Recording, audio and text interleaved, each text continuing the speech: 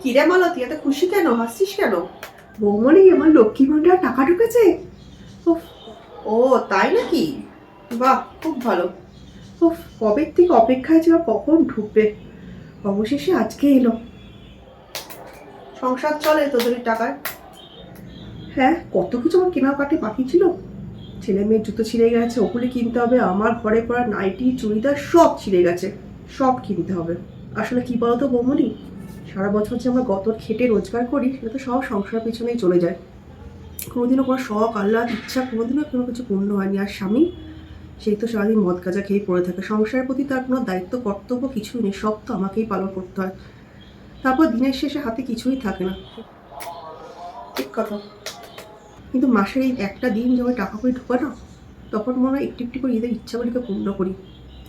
আর আজকেরকার দিনে এমনি এমনি কোনোদিনও তো কেউ টাকা দেয় না বলো। আজকের দিনে 1 টাকাও কেউ কাউকে দেয় না। সেখানে যখন সরকার এতগুলি টাকা আমাদের দিচ্ছে, তখন মনে হয় যে না, এই টাকাটা দিয়ে কিছু অন্তত সকালটা পূর্ণ করি। ছেলে মেয়েদের ইচ্ছা, ওদের কখনো কিছু খেতে ইচ্ছা করে খাওয়ালাম, বা আমার যখন কোনো কিছু কিনতে ইচ্ছা করলো। আগে তো পারতাম না, সবটাই তো সংসারের পিছনে চলে যায়। তোরা এই ভাতাতেই খুশি তাই না?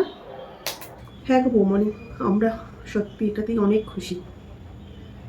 মনে হয় কেউ তো আছে আমাদের জন্য। তোমরা এগুলো কোনোদিনই বুঝবে না। সেই আমরা আর কি বুঝবো। যাই হোক, চলো তাড়াতাড়ি কাজকর্ম করে সেরে নিই, তাড়াতাড়ি আজকে বেরিয়ে যাবো। তাড়াতাড়ি আজকে কেনাকাটি করে ফেলবো। যদি সে জানতে পারে শয়তানটা সব টাকা আবার নিয়ে ফেলবে। তাড়াতাড়ি চলো কাজকর্ম সেরে নিই। ঠিক আছে, ভালো করে শপিং কর।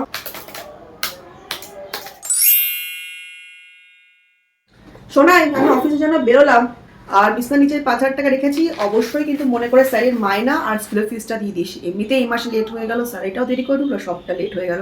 যাই হোক, মনে করে দিয়ে দিস, ঠিক আছে? চল টাটা, আমি বেরোলাম। আচ্ছা মা, ঠিক আছে।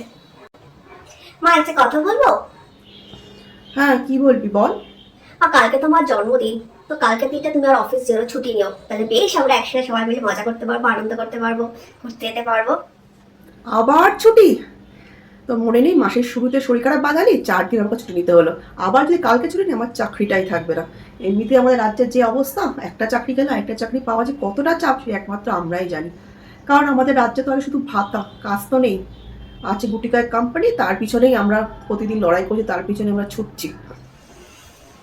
হ্যাঁ, সেটাই। আর এই কোম্পানির লোকেরা ভালো রকম করে বুঝে গেছে যে এদের তো কোনো জায়গা নেই যাওয়ার, কোনো বেটার অপশনই নেই। তো তাই জন্য কথা কথা তারা বলতে পারে যে না, আসলে ছেড়ে দাও, কালকে থেকে তোমাকে আর আসতে হবে না।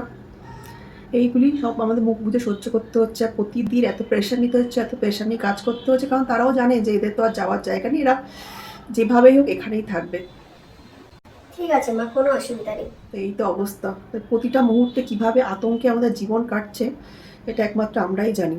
যাদের উপর পুরো সংসারের দায়িত্ব থাকে তারাই বোঝে কি জ্বালা। আর আমাদের রাজ্যে শুধু ভাতা দিচ্ছে। ভাতাটা তো শুধু হয় পূর্ণ শখ আহ্লাদ কিছু, আর কিন্তু একটা সুন্দর জীবন, একটা সুন্দর সংসার, একটা জীবন যাপন, কোনোটাই কিন্তু পূর্ণ হয় না। আর আমরা যারা শিক্ষিত, যাদের মধ্যে সেই ক্যাপাসিটি আছে কাজ করার, কাজ করে ইনকাম করার, তারাই সুযোগটা পাচ্ছে না। আমাদের সুযোগ দিন, আমাদের ভাতার প্রয়োজন নেই। বড় বড় কোম্পানি রাজ্যে আসুক, বড় বড় শিল্প রাজ্যে আসুক, আমরা এমনি ইনকাম করে নিতে পারবো, আমাদের কারোর ভাতার প্রয়োজন নেই। সেটাই। চল, অনেকগুলি কথা বলে দেওয়ার ফ্রাস্ট্রেশন থেকে মাঝে মাঝে বেরিয়ে আসে, কিছু করার নেই, মাঝে মাঝে তো চলে আসে মুখে। হ্যাঁ।